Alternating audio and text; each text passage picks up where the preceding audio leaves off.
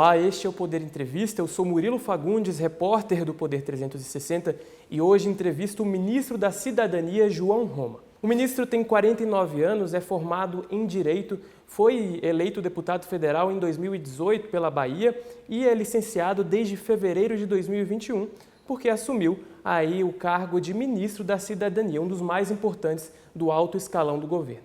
Ministro, muito obrigado pela entrevista. Eu que agradeço a oportunidade para conversar com o Poder 360, esse importante veículo que informa tantos brasileiros. Agradeço também a todos os web espectadores que assistem a este programa.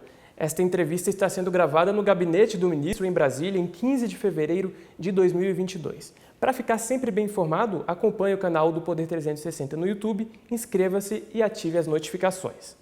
Nessa entrevista a gente vai tratar de vários assuntos, mas eu começo falando sobre o balanço da sua permanência aqui no Ministério da Cidadania. Faz um ano que o senhor está no cargo. Queria que o senhor fizesse um rápido balanço dos principais desafios e, enfim, principais feitos aí nesse período. Um ano que estou aqui no cargo como Ministério da Cidadania, mas parece que foram 10 anos. Cheguei no governo Bolsonaro para ficar responsável pela área social do governo, que é o Ministério da Cidadania, num momento muito sério, onde o mundo inteiro enfrentava uma pandemia e muita coisa precisa ser feita, como a implantação da nova jornada do auxílio emergencial, que chegou para milhões de brasileiros, e na sequência reformular o programa social do governo Bolsa Família, e hoje nós conseguimos lançar o Auxílio Brasil, novo programa permanente de transferência de renda, que chega para uma quantidade maior de brasileiros, num ticket médio maior, mas antes de tudo, num novo formato, interligando políticas públicas e indo além de uma rede de proteção social para uma rede que possa efetivamente fazer a transformação social, para que a gente consiga, assim, buscar a emancipação do cidadão, para que ele encontre no Estado um parceiro, para que ele consiga superar a condição de pobreza e melhorar o seu protagonismo na sociedade, conquistando mais qualidade de vida para a sua família. Mas foram muitas coisas, pois esse Ministério também responde pela área do esporte, então estive com muita honra representando o governo brasileiro na abertura das Olimpíadas em Tóquio, e foram nessas Olimpíadas e Paralimpíadas onde o Brasil conquistou o maior número de medalhas. Batemos o recorde também no número de pessoas contempladas com o programa Bolsa Atleta e Bolsa Pódio. Estamos investindo no esporte de base, interligamos também o mérito esportivo para que isso sirva cada vez mais. O esporte tem sido demonstrado como uma das principais ferramentas de transformação social. Avançamos em muitas matérias e obviamente, podido ter contribuído num período como esse, numa fase tão delicada, onde a pandemia está passando, mas os efeitos econômicos e sociais da pandemia ainda perduram em nossa sociedade, é realmente motivo de muito orgulho poder ter contribuído para atenuar o sofrimento e melhorar a vida de milhões de brasileiros. Sobre o Auxílio Brasil, na última segunda-feira o governo começou oficialmente a segunda leva. Tudo certo com a inclusão dos novos beneficiários? E como que está a questão da implantação do novo cartão? Qual que é a importância disso para o governo? Através do Auxílio Brasil, nós conseguimos também zerar a fila. Era um grande dilema que havia no programa social. Um dilema que deixava muitas pessoas angustiadas. Haviam quase 3 milhões de famílias que já estavam aptas a receber o programa social, mas que não eram contempladas. E com o Auxílio Brasil nós conseguimos sim zerar a fila. Nós passamos de 14 milhões e meio de famílias beneficiárias para mais de 18 milhões de famílias que hoje recebem o Auxílio Brasil com um mínimo de R$400. E interligado com políticas públicas. Isso é fundamental porque no Auxílio Brasil, diferente do programa anterior, aquela pessoa que conseguiu um emprego com carteira assinada, ela não perde o benefício e, além disso, ainda recebe uma bonificação de mais de R$200. Então, é um estímulo para a pessoa superar a condição de pobreza em que se encontra. Então, são muitas matérias como essa que faz com que o Auxílio Brasil hoje seja, sem dúvida nenhuma, a principal ferramenta de transformação social, indo além de uma teia de proteção social para as famílias que estão na faixa da pobreza e extrema pobreza no Brasil. Ministro, falando um pouco sobre as relações internas do governo, do executivo, existe ali um embate travado entre a chamada ala política e a ala econômica do governo, Às vezes com conflitos mais, enfim, públicos, às vezes menos, Eu queria que o senhor nos dissesse qual que é a forma de conciliar essas duas formas de fazer política, Como que tem sido esse diálogo com a equipe econômica, principalmente nas medidas que, enfim, precisam... Eu vejo isso de uma outra forma, Eu só enxergo um governo. e acho que naturalmente cada setor do governo é responsável, obviamente, pelas suas matérias, mas precisamos ter a consciência de quais são os vetores principais que o governo precisa trilhar. Eu, por exemplo, tive vários embates com a área econômica, mas todos de forma muito leal, certo? Buscando um propósito comum. Várias vezes as reuniões foram calorosas com o ministro Guedes e com sua equipe, mas todas de maneira muito franca, buscando realmente, né, cada vez mais que a gente pudesse encontrar, né, caminhos que fortalecessem a área social do governo. Desde o princípio eu tenho falado que a área social e a área econômica são duas faces da mesma moeda. E eu acho que é dessa maneira que a gente tem que persistir sempre. O governo tem que sentir, sim, que é um único vetor de desenvolvimento para o brasileiro. E a satisfação que nós temos que dar é ao cidadão brasileiro, não é a qualquer nicho de poder dentro do governo.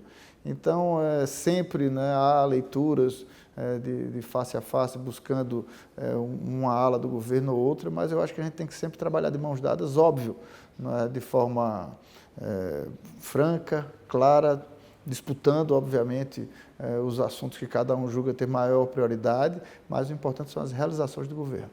Ainda sobre esse assunto, neste ano ainda há uma pressão, né, por mais gastos, digamos assim, no Congresso. O que o senhor acredita que dá para aprovar e quais medidas seriam importantes aprovar ainda neste ano, que depende do Congresso Nacional? A responsabilidade fiscal é fundamental para que nós tenhamos, sim, uma economia equilibrada e que nós possamos dar sempre demonstração de segurança jurídica, de estabilidade para o investidor e para o mercado. Todavia, o Estado brasileiro, ele não se rege apenas pela faceta econômica, né? E as ações desenvolvidas pelo governo brasileiro têm demonstrado que tem dado certo na nossa economia.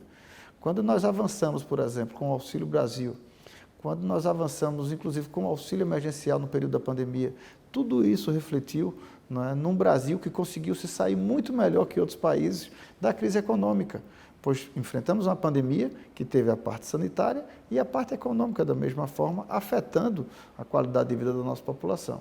Então, nós temos que observar que existem muitas vezes ações que são cruciais perante a necessidade da população. E essa sensibilidade é responsabilidade, sim, do governo federal e do parlamento brasileiro, que está legitimado para justamente dar respaldo a essas ações. Então, óbvio, sempre são necessários ajustes. O mundo inteiro está passando por um momento onde essas nações estão buscando ferramentas que consigam amortecer, certo, as disfunções que ocorrem, né, dentro da sociedade, em especial entre aqueles mais necessitados. E o governo do Brasil não tem fugido dessa regra, e o presidente Bolsonaro, desde o princípio, me disse que buscasse todas as medidas necessárias para ajudar os brasileiros mais necessitados. Mas para este ano, o que é viável? Quais medidas? Eu queria que o senhor citasse algumas. Olha, busca-se medidas justamente que façam equalizar a questão do preço dos combustíveis, não de maneira artificial, como foi feita no passado, maquiando e buscando fazer intervenções na Petrobras, mas sim de forma transparente e republicana, certo? Apertando o cinto do governo em muitos momentos, mas também mostrando ao cidadão que nós não estamos apenas constatando uma realidade, mas sim estamos trabalhando arduamente para poder transformar essa realidade e que a condição de vida, inclusive do cidadão mais humilde, esteja, sim, certo, abraçada pelo Estado brasileiro com ferramentas que possam atenuar esse momento de alta inflacionária mundial, de carestia, e que o governo brasileiro mostre, assim, que tem tomado todas as medidas para atenuar esse momento da nossa nação. Por exemplo, na área da cidadania, o repasse a federal para bancar a gratuidade, né, das tarifas para idosos nos ônibus é uma das, Sem das dúvida, propostas porque cogitadas? são ações que atingem a realidade das grandes cidades brasileiras. Nós temos, sim, dilemas com o transporte público, dilemas que começaram, inclusive, lá atrás, no governo Dilma, onde o Brasil praticamente parou. E as soluções não foram gestadas naquele momento. As consequências estão sendo demonstradas agora. Então, precisamos, sim, somar esforços, né? Essas são ações que todos os prefeitos e capitais estão muito angustiados com esse tema. E o governo federal está, sim, sensível ao tema e buscando, em parceria com o nosso parlamento, soluções para que a gente consiga superar quesitos como esse. Gratuidade na passagem de ônibus, né, poder avançar na questão do auxílio gás para uma quantidade maior de famílias brasileiras. Hoje, 5,5 milhões de famílias recebem auxílio gás, né, e tentar equilibrar isso dentro, né, de uma equação que seja, né, palatável para o mercado, que demonstre, sim, que a ação e a responsabilidade do governo é com os brasileiros mais necessitados. Mas não são ações, né, que visem de forma nenhuma estar buscando desequilibrar o mercado ou de alguma forma ser frontal em relação à responsabilidade fiscal. Só para fechar esse assunto, então o senhor acha que medidas como a gratuidade da tarifa e a ampliação do Vale Gás seriam bem recepcionadas pelo Congresso? Sem dúvida nenhuma, a discussão já é fluida nesse sentido e, óbvio, tudo dentro de um caminho, né, de mãos dadas à área econômica com a área social, pois ações como essa refletem positivamente na nossa economia, como tem sido, inclusive, a percepção do Auxílio Brasil. Conseguimos sair de 35 bilhões para mais de 95 bilhões do recurso de transferência de renda do governo federal.